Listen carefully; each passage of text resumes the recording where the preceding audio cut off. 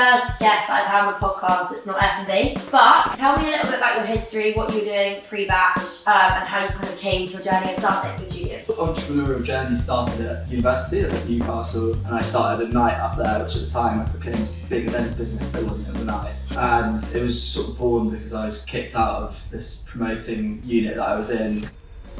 You, I guess, with Julian, your co-founder, and then how did your concept come to life? Julian and I were mates from by 2050. The fashion industry would account for 25% of the world's carbon credit, which definitely means oil. So how do you go about sourcing then your materials? Good question. It's just trial and error, to be honest. Like, that was the initial starting point. It's so funny that you feel a swatch of fabric like this big, and you're like, wow, it's perfect, it's great. And then you make it into a garment and it feels completely and totally different. And when you were in the really early stages, so initially said you and Julian sitting down and designing it, having the style and fit and what you wanted, how was that process? I'm not like super interested in fashion and being Vogue, for example. So Okay. It's quite a low level, personal sort of fashion world for me. In today's episode, we are joined by Sam, co-founder of Batch London. Known for their sleek, minimalistic designs and commitment to sustainability, Batch London is redefining modern style and conscious consumerism. In this episode, we'll dive into their journey, design philosophy, and what it takes to build a brand that truly resonates. Welcome back to another episode of Getting to Grow. On this week's episode, we've got Sam Matanle, co-founder of Batch, who make the most fabulous made-to-order sustainable suits. So Sam, would you like to introduce yourself? Absolutely, you've just done a pretty good job. But I'm Sam, the co-founder of Batch. We make smart casual clothing for men and women. Our first product has redefined the suit, but our sort of major point of difference is we're exclusively made to order, which is the most sustainable way of producing clothes. And really fun. You're my first guest that I've had on the podcast that's not F&B. But as we've just spoken about, you do have a food and beverage background. So tell me a little bit about your history, what you were doing pre-batch, and how you kind of came to your journey of starting with Julian. Yeah, so my sort of entrepreneurial journey started at university. I was at Newcastle, and I started a night up there, which at the time I proclaimed was this big events business, but it wasn't. It was a night. And it was sort of born because I was kicked out of this promoting unit that I was in because all of my mates had left and I was doing another year, and I was like, nah, I'm not having any of this, I've still got loads of people here. So I decided to start my own thing and then ended up selling that back to the business that kicked me out. So it's my first exit, as it were, even though it's for pennies, but it doesn't really matter. And then realised quite quickly that I wanted to go into this entrepreneurial startup world. At that time, I was just finishing uni, and a good friend of mine's boyfriend, who's Paddy from Punchy, had just started up this drinks brand, and so joined Punchy as they were launching their first product, and sort of fell in love with the entrepreneurial world and startups, and learnt loads about how brands work and just like little things like how to do a cash flow and when to register for VAT and all the sort of things that stop great ideas from becoming a reality, of which there must be hundreds of thousands. And spent 5 years at Punchy. Whoa, you were there 5 years? 5 years. Wow. Yeah, did sales, then sales and ops, and then into ops, and finished head of ops for a number of years, and then I had this idea for a casual suit, and it was about the right time for me. I'd sort of got to my ceiling at Punchy. Like the next big step was quite a way away from Punchy's growth perspective, and so I was ready to go and start my own thing, and two things came together at the same time. So kind of the way that you got into F food and beverage was like total kind of fluke that you knew Punchy, so you knew Paddy's girlfriends. That wasn't like a plan. No, not really. I think I've always loved food and drink. Yeah. So it's like, I mean, who doesn't really? Yeah. You either eat to live or live to eat. Yeah. That's definitely living to eat. Absolutely. So yeah, it was kind of potluck really. You know, right place at the right time. Yeah. I actually worked at Punchy for like 7 months for free, because they were right at the start of their journey and didn't have any capital, and that was then repaid with shares. So it wasn't like ultimately for free, but it wasn't for any cash. So, made it work. So I was still living at home. Thankfully, Mum still had me. So yeah, that was sort of my entry into that world, and it was very much like, I love this. I want to do it. I'm happy to make it work. Yeah. And it paid off. Paddy's great. He's been on the podcast. Has he? Yeah, I had him Cool. on gosh, a while ago actually. He's from a couple of seasons ago, but yeah, no, great drinks and really lovely guy. As well, their office is very near to mine in London Bridge, so we Is can it? catch up, yeah. Love it. I remortgage our homes for a sandwich in Borough Market. Okay, so then you decided to leave Punchy, you thought next step. So how did you, I guess, meet Julian, your co-founder, and then how did your concept kind of come to life? So Julian and I were mates from Newcastle, mates at uni together. The concept sort of came to life. I had decided I wanted a casual suit and I couldn't find any good ones, and start to realise that actually maybe there's a bit of a market for it. There's one other brand that I'd come across in the US, but it was like so expensive to get it shipped over and just didn't really make sense. I was like, hang on a minute, nobody's doing this, maybe there's an opportunity here. And I started sort of like talking about it at barbecues and dinner parties and just like putting it out into the world and seeing what the response was and getting some quite good feedback, and it felt like actually maybe there was something here and it wasn't perfect yet, needed to sort of work through a few more things. And at that point got Julian on board, so sat him down and just said, look, do you want to do this with me? And he's like, give me 24 hours, and a few hours after leaving he was like, yeah, let's do it. So we did, and then we started rolling around with the idea and looking into it in a bit more detail and realised that the timing of it was great. Sort of just post-COVID, so this was July 2021, and we'd gone from this very formal in the office 5 days a week to a lot more hybrid in and out the office, and the way that we dressed to work had changed significantly, and that was sort of the big initial premise that we were aiming after. But then also came to realise that post-COVID we'd gone from being locked up inside to getting released in the wild again and going back to pubs and bars and clubs, and there's this transition towards wanting to look a bit sharper and a bit smarter, but still retain the comfort of being stuck at home in our tracksuit. So the timing was spot on really, and we realised that there's a good market for it. And then we started looking into the fashion industry in a bit more detail. Yeah. And you quickly realise what an unsustainable mess it is. Yeah, Right. it really is, isn't it? I think there's definitely been such a trend recently. Like I've totally tried to buy less, and then like maybe some like more expensive items that have like less in my wardrobe.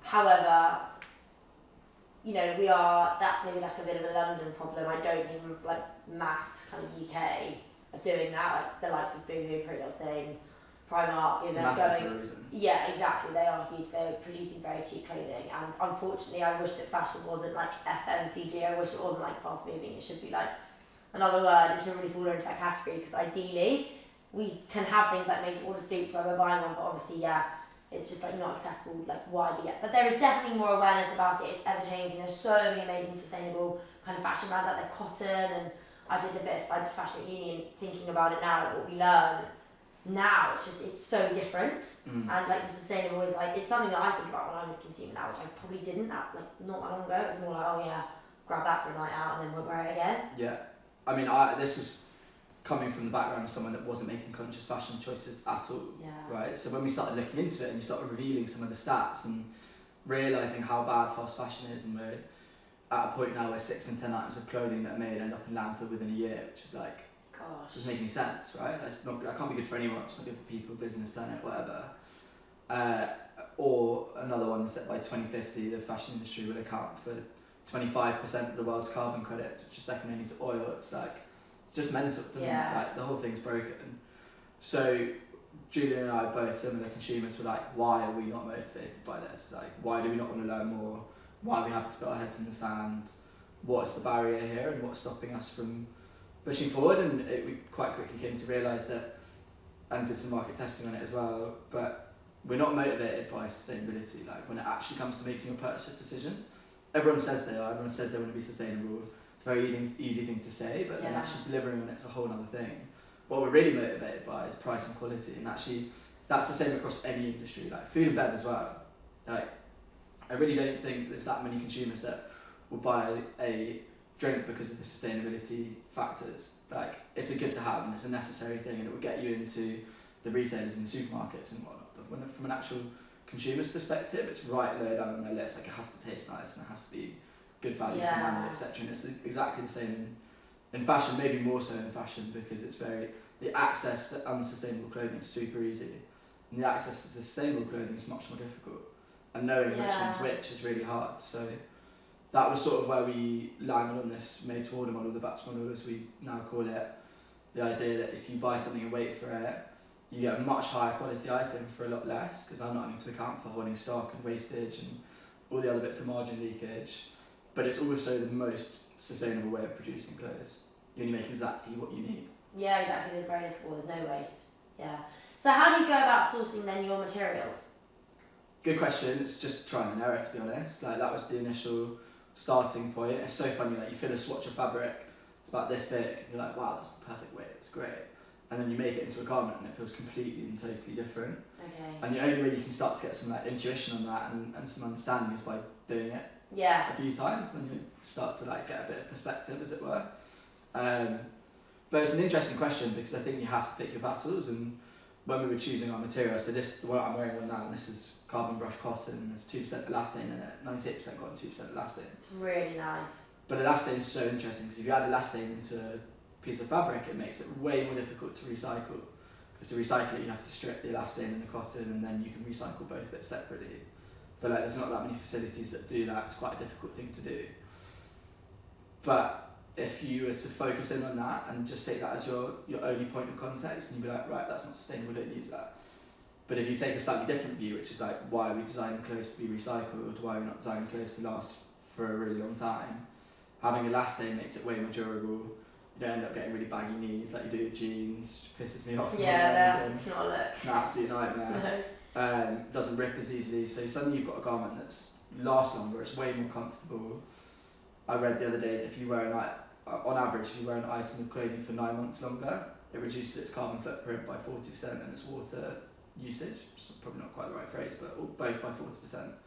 So its water and carbon footprint reduces just by wearing it for longer, or more times is another way of putting it. So if you've got something that's super comfortable that you wear all the time, that lasts for a long time, like, let's forget trying to work out what the most sustainable material is, let's work out what the longest lasting, most comfortable is, and you solve the problem but from a different angle. Yeah, that's a really interesting point. I hadn't looked at it like that. And when you were in the really early stages, so initially, so like you and Julian sitting down, kind of designing it, and having to think about like the style and the fit and what you wanted, how was that process going from like food and beverage to kind of like then, I guess, fashion? Was it quite a funny transition, or did you feel, because I'm assuming you were interested like heavily in fashion before. I would totally be in fashion if I wasn't in food, but the industry wasn't great when I worked in it, and still probably isn't as far as I know. I just bloody love food, so I was like, I have to do this because of food. Two loves. Literally, food and fashion. Yeah, it was a bit like that, really. So yeah, how was that kind of transition going from that to what you're doing now? It's kind of interesting, because I wasn't like, I'm not a massive fashionista. Like, I like looking put together, I like clothes, but I'm not like super interested in fashion and reading Vogue, for example. It's like, it's quite a low level, personal sort of fashion world for me, and relatively similar for Julian as well, who's my co-founder. But it was quite an interesting transition, because in the food and bev world, like, you take an idea to someone and then they'll do the new product development for you, they'll make it and then give you samples, and you're like, this is good or this isn't, and it's just all under one roof. Whereas in fashion, it's completely broken apart, and I still don't really understand why. Like, you've got a fashion designer, and you've got a pattern cutter, and you've got a grader that takes it from one size into multiple sizes, and you've got someone that samples it, and then someone else that produces it, and like, each one of those individuals doesn't cross over into the other realm. And I've never quite understood, like, why would the fashion designer not also cut the patterns, or why would the pattern cutter not also do the grading? But it's very specific, everyone's in their box and their lane, no one goes across things. So there's a bit of a learning curve from that perspective, that you have to go through loads of different stages to get to the end product. So yeah, I guess it was like a surprise, but equally going in it without having any fashion experience was probably a sort of bit of a superpower, because it meant that we were super open to other people's opinions and asking for advice. Whereas I think there's like lots of areas of fashion where it's like, this is how we do it, this is the way it's done, what I say is right, and so you just end up doing the same thing everyone else is doing. So yeah, it was kind of like, on one side, not having any experiences could be like your biggest weakness, and the other side, it's a bit of a superpower. So we just went into that side and we're like, help. So yeah, do you want to talk to me a little bit about why it's quite different with what you were doing before to now? In terms of like starting up? Yes, exactly, yeah. So in the food and drink world, I think you made a good point about it. It's like, you have to put in loads of upfront costs to develop a new product, then you have to buy loads of stock, this is again part of the reason we went on the made to order route. It's not just because we wanted to be these, you know, like super sustainable individuals, because that's really where my ethos lies. It's getting to that point, but I'd be lying if I suddenly like I'm super sustainable, because I'm not. Like, and that's sort of the same ethos that we take with our whole brand. We went down this made to order route because it made more sense from a business perspective as much as it was good for the world. So in the food and drink, as you know, you pay for your manufacturer probably 2 months up front, and it takes a long time to get payment terms with manufacturers, because they don't need to give you payment terms, because there's like hundreds of thousands of new food and drink startups. It's probably the place with the most innovation, I'd say, out of startup brands in the world. Because like, who doesn't want to have a drinks brand, and who doesn't have, you know, whatever it might be. And so the barriers to entry are quite low, albeit the initial startup cost is high. So you have to go and buy your stock up front, and let's say you're lucky enough to sell it to Sainsbury's, there's 180-day payment term. So even if you would sell all of your stock as soon as you made it, there's like a 5-month cash gap there. In reality, it probably takes more like 3, 6, 9 months to sell all the stock. So it's a huge amount of time where you just have no cash. And I've gone through that world, and it's hard. It's really hard, like surviving and raising more money to fund this growth, to fund stock is really difficult, and it's like pretty stressful. So going into the fashion world, I wanted to do it slightly differently. But there are still massive costs to new product development. The difference is that I don't have to go and buy loads of stock up front. I can test something, and if it doesn't work, then we don't sell it. It's like, cool, we've wasted X amount of money developing this product, but no one likes it, so bin that, we're on to the next one now. Yeah. So in terms of innovation and new product development, it opens up a huge new door, and it makes that like not having to buy stock not only great for the planet, not only do we only produce as much as we need, but we take cash first, then make stock later. So it's like the inverse cash cycle, which means all of the cash that we do get goes into growth and marketing, and it's just a much nicer way of running the business, more sustainable from a business perspective, but it's also more sustainable from a planetary perspective. And what would you say are some of the biggest challenges that you kind of encountered as the co-founder of Batch to date? I think it's like, I don't want to say we've been lucky, because I feel like there's not really such thing as like right time, right place, but early doors we put loads of effort and lots of our startup capital into creating a strong brand. So like a lot of people would just wing a logo and get something out there and then just see what happens. But in the fashion world, you can't patent an item of clothing. You can only trademark your brand. That's the only protection that you've got. So we didn't want to be having to change our brand like 6 months into starting the business. So we went after a good brand, worked with a good branding agency, got that set up, then spent a long time on the product and making sure the product was good. So if you start with a good brand and product, it opens up loads of doors. So from a challenges perspective, we haven't actually had that many that I would say, or maybe it's that we've got quite good at just being like, okay, whatever challenges will happen, move on to the next. It's probably partly nice having come from the startup world, you learn that pretty quickly. Yeah, definitely. But yeah, other than like a few production mishaps, probably the biggest challenge is like working out where to spread time.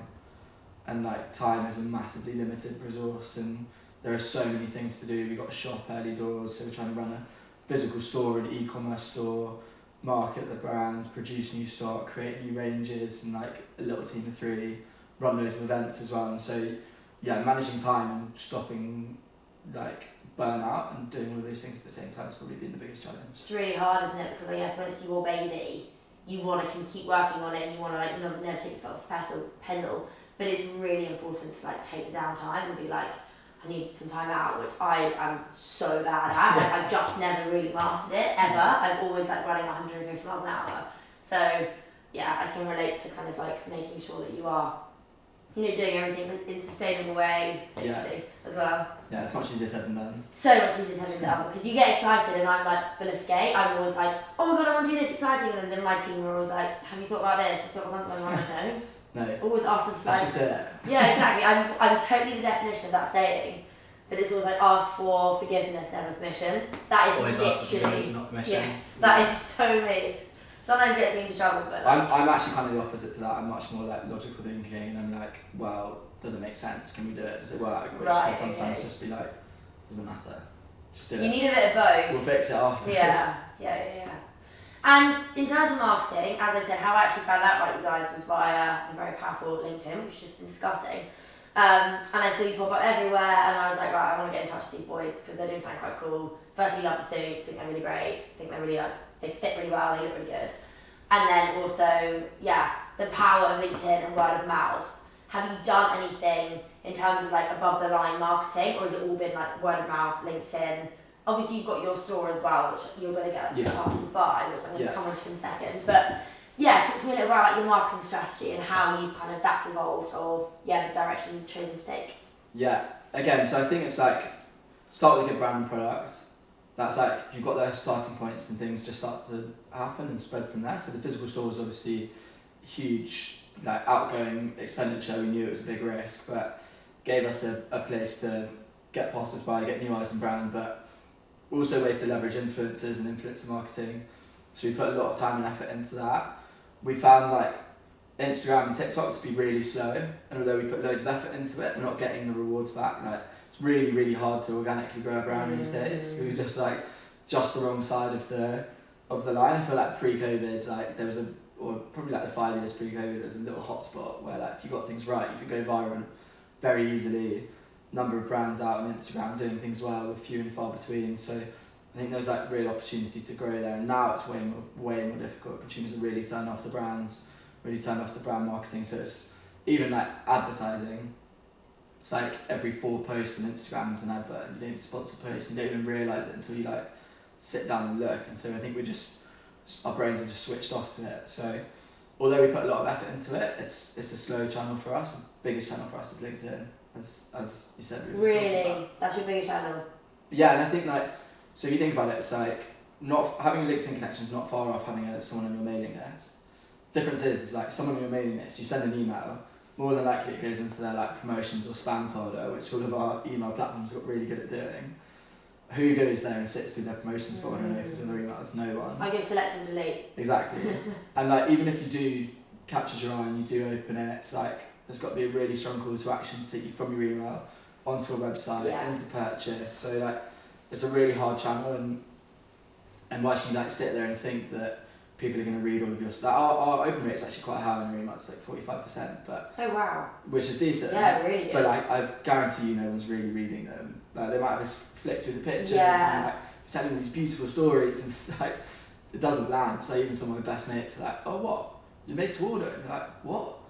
Where have you been? What have you been living in? Do you know what I mean? So it's like you assume that people know exactly what's going on, whereas on LinkedIn you bring someone into your world and then you can almost sell to them without selling to them, because you start to create like a personal response. And like, don't get me wrong, I chat a lot of shit on LinkedIn. Like one day I'm talking about how much I love my dog, and like, you know, but the difference is that people go there and they're like, oh, I love my dog as well, and that's really sweet. So now there's like a bit more of a connection. But every time they see my face, they see Batch London as well. Yeah. And so when you start to build this like personal brand, as it were, and some personability, and people will start to recognise you and your business. And you know, I think they say you have to see a brand 6 times before you buy it, and the first 3 times are subconscious.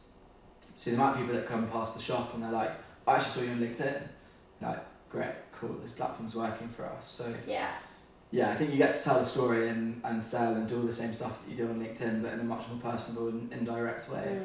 It's also one of those things as well that I think LinkedIn will have to, or brands, or like people, because the thing that's different with LinkedIn is that it's people versus like a brand kind of marketing initiative via Instagram, etc. It's like I'm a human being and I'm writing this physically now, and then it's shared to everyone. But everyone's trying to be quite disruptory, and sometimes it's overwhelming. And there's so many disruptive brands up there like doing different things that I'm a bit like, right, what's the next step then? Like after everyone's like been disruptive and we've all talked about our job on LinkedIn, or been like the clickbait title and then read more. Like once that's done, what's then next? Like that's the bit that I'm really interested to see, because I'm like, I don't know the answer. I wouldn't be able to say like, how do we then?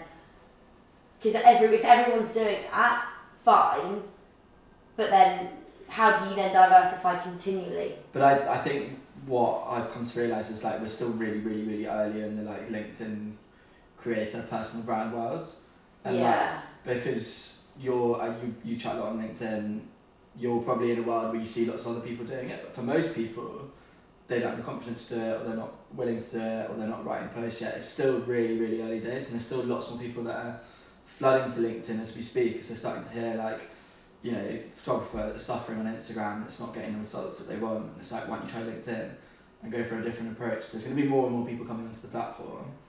You're right though, like it will dry up. What's the next thing? But I don't know, I think it's just building a further personality rather than, I think we're in like a bit of an attention seeking stage at the moment, and that will die out as people realise that like they've now been branded as an attention seeker and no one really cares what they're saying anymore.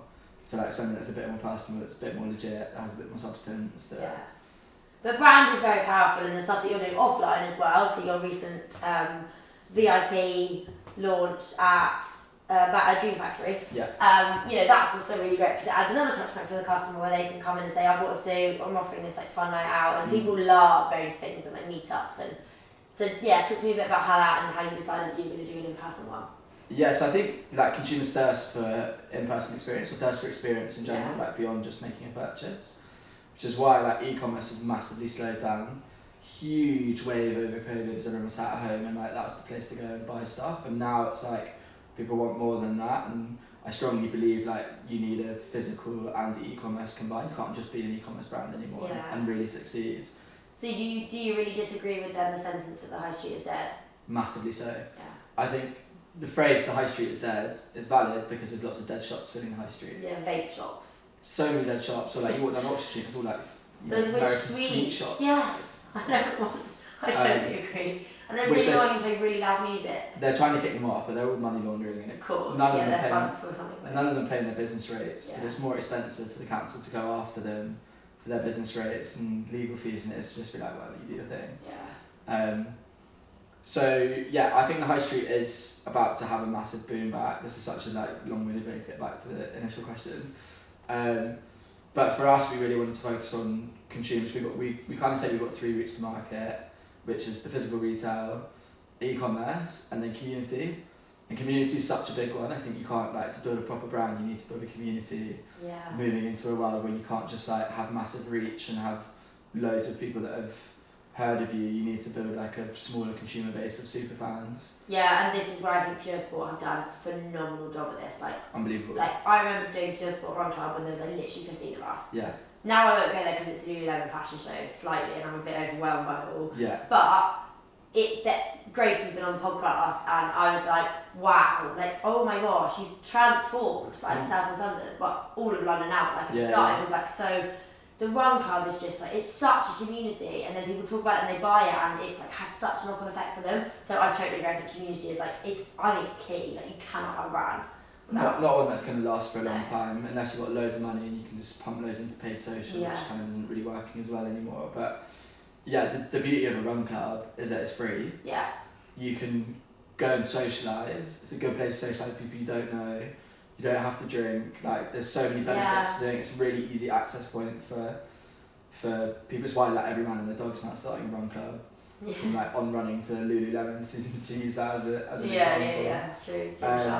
Gymshark, they're all starting to do it because it's such an easy platform to get consumers to engage back in the brand. But Pure Sport are kind of the OGs of that. Yeah, for sure. And like are running leagues ahead of everyone else. Yeah. So we've always tried to work out like what is our Run Club, what's our equivalent, and I don't think we've quite got the answer yet. But for this launch party, we did our first batch members only party. So if you buy a suit, you become part of the batch members club, as we're calling it. To get access to the launch party, you had to have bought a suit, or you could be a +1. You could bring a +1. So it's our way of like, here's a way of giving back to our community and bringing them back into our worlds. And here's a way of growing that community further by you're only going to bring someone that's going to be interested, right? Yeah. It's like quite a nice way of getting a bit of word of mouth and really good way. Leverage my sort of food and drink contacts to get people to give us free drinks. And again, this is where it comes back to having a good brand and a good product. Yeah. It's much easier as a F&B brand or a drinks brand to be like, yes, we'll support this because 1, your brand's cool and it's something we want to be associated with, 2, it's sustainable, 3, you know, you're attracting the right sort of customers and influencers down, you want to be part of that world. So it just unlocks all of these like further doors. But the next stage for us is we're actually just putting an offer on a massive flagship store in Covent Garden. So cool. Which is really cool, and it'll be called the Batch Members Club, and it won't really look like a fashion. Oh, I love it. So you're kind of redefining like that whole space. So big, like we want people. The big word we use is intention. So we try and do everything intentionally. We want our shoppers to do the same thing, our community to do the same thing. So like, rather than just ambling into a shop and you walk in there and you don't know why you're in there and you leave for the same reason, it's like, what's your intention of going in there? Why have you gone in? What are you in to do? Like, it's not really the way that you buy our clothes isn't like come in, pick something off the rack, try it on, and then go to pay for it, because you need the story explained to you. You need to understand that it's made to order, and you need to understand why it's made to order and what the value proposition of that is, and the fact that you get much higher quality for less and you save £600 by waiting 4 to 8 weeks. It's something like, wow, okay, get it now.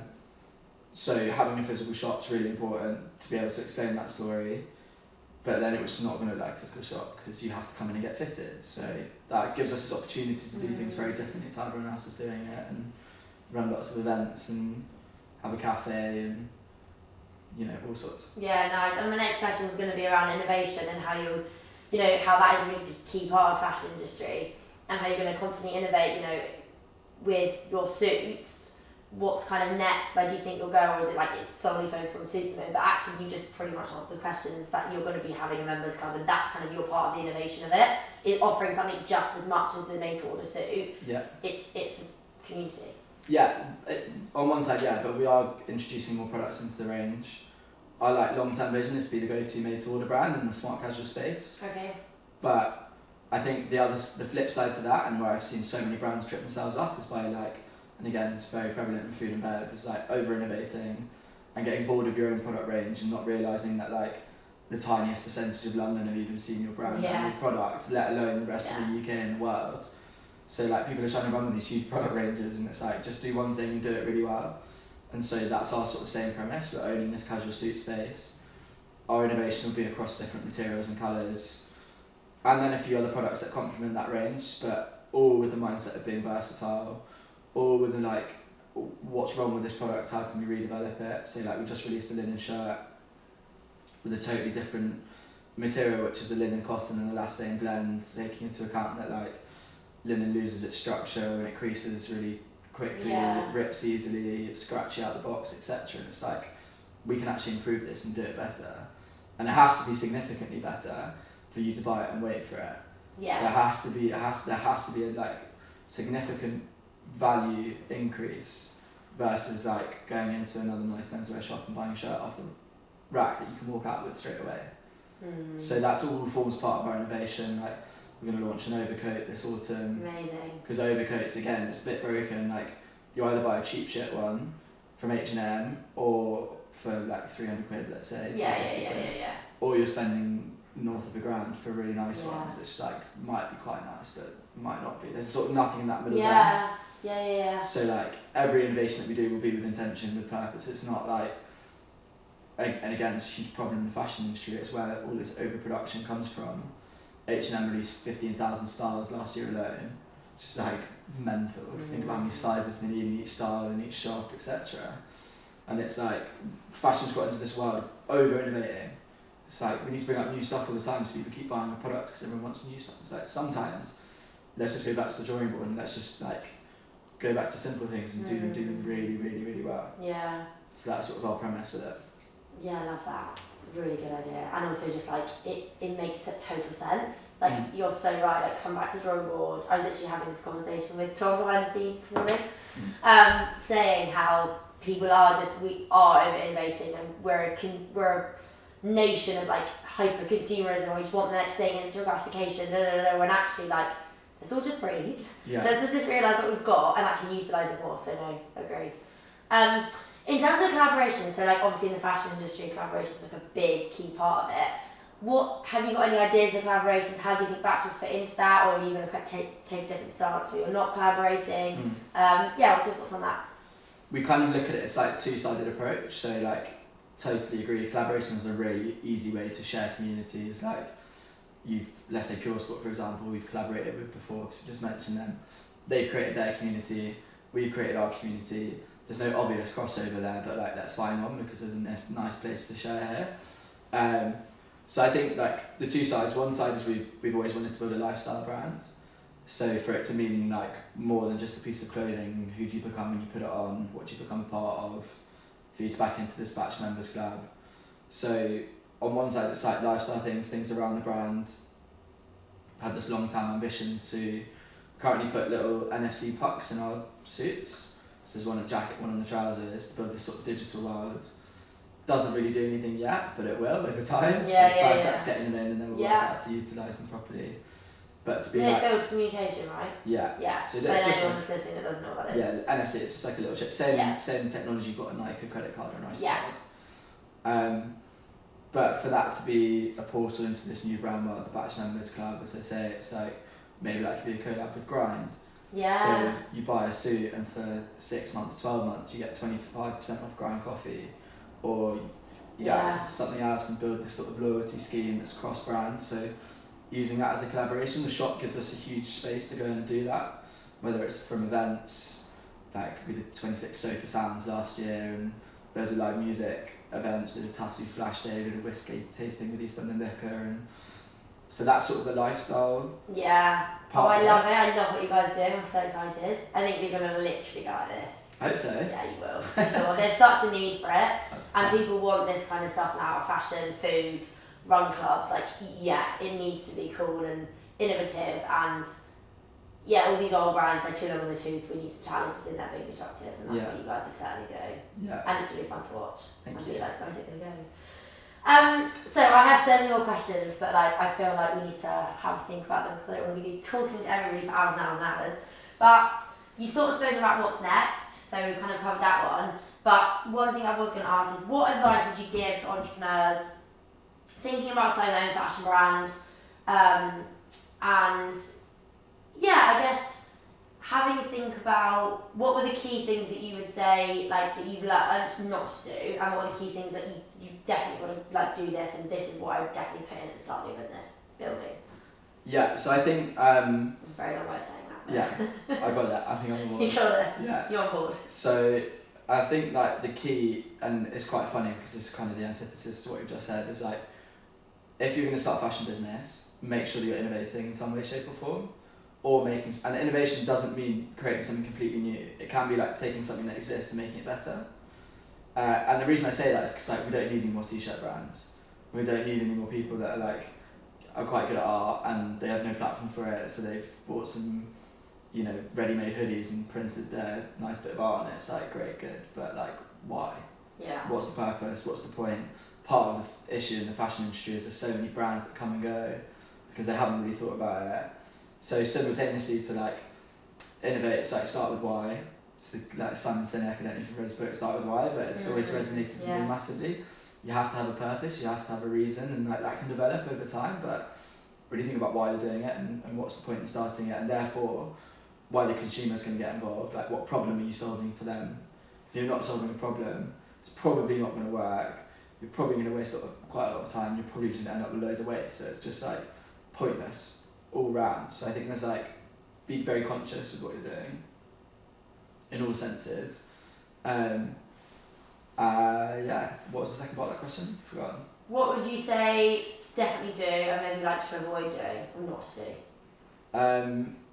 Yeah, it's quite hard for me to give like an actual answer on that because the reason that we've done so well is because we've just done it the way that we thought we should do it. Yeah. So like there's like a way to do it in fashion. If you've got a shop 6 months after launching, and like if you'd ask an advisor, be like, what are you doing? Yeah.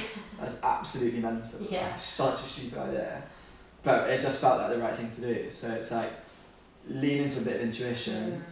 I guess also like always think about things from the business angle. Yeah. And like again, you can get overly stuck into being purposeful and doing things for the right reason, but it's like start, get off the ground, make sure you're doing things with a positive business mindset. I think that's how we'll actually make a difference in the world, is to relate it back to like why is that going to make you more profit, rather than like is this the right thing to do from an ESG standpoint. Yeah. And that's how we make big impact in big businesses that have got, you know, big shareholders that want results, and there's other ways to get results versus just selling loads more stuff. Yeah, definitely. And to wrap up, what does a typical day look like for you at Batch? So typical day in the shop most days. Okay. Got a shop in Spitalfields Market. Yes. Got a dog, he's always in the shop with me. What dog do you have? Is it called a Dutch Shepherd? Ooh, It's like- that around. Looks breed. Brand. I've got that brand dog. Yeah. God, that is just as clap there. Got a new dog brand today. Yeah. Breed, sorry. It's like a smaller version of a Dutch Shepherd. Sorry, of a German Shepherd. Okay, fine. Cute. Yeah. I got Staffy. Have you? Yeah, love Nice. her. She's gorgeous. They probably get on quite well. Yes, Um, they would. But he's always in the shop with me.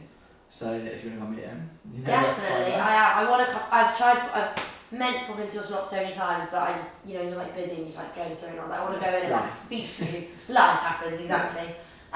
Okay, so in the shop with your dog. In the shop with the dog. Hang on, do we exercise before? Is that about you? Yeah, sorry, I exercise every morning, pretty much. Yeah. So I'm a CrossFitter. Are you? Don't Okay. hate me for it, but Hate you love for it. Yeah, most people do. I'm thin. Okay, cool. So I hate you for I'm it. Fine. No, I'm joking. So yeah, get up, CrossFit, walk the dog to work. Yeah. Then days vary quite a lot. It's like start work, so it's a bit of everything. Try and go to the factory once every 2 weeks or so. Is that based in the UK? In London. Oh wow, great. Yeah, which is Well, that's quite cool. so good. Quite proud of that actually, not many brands can say. Yeah, I was gonna say I'm shocked. So Yeah. clearly, yeah. Yeah, so that's great. It's like 45 minutes away from the shop in North London. Amazing. So yeah, I try and go to the factory sort of once every 2 weeks. Otherwise, it's like meeting customers. A big thing we drive people to is booking for a fit consultation. Got a really high conversion rate in store. It's like 70% people try on a suit, go on to buy it. Amazing. So all of our focus is like booking for a fitting, come and see us, come and try things on, come and have a drink from our fridge full of startup drinks brands. Try and get lots of influencers down to the shop and use that as a big sort of way to create an authentic relationship, but also leverage their name and grow the brand, and anything from finance to sales to a bit of marketing here and there. Nice. Well, thank you so much for coming on Getting to Grow. It's been super great to chat. I've got so many more questions I want to ask because I'm so fascinated by it and I love fashion. So yeah, but we are going to have to wrap it up there. But yeah, thank you very much. Appreciate it. Thanks, Zoe.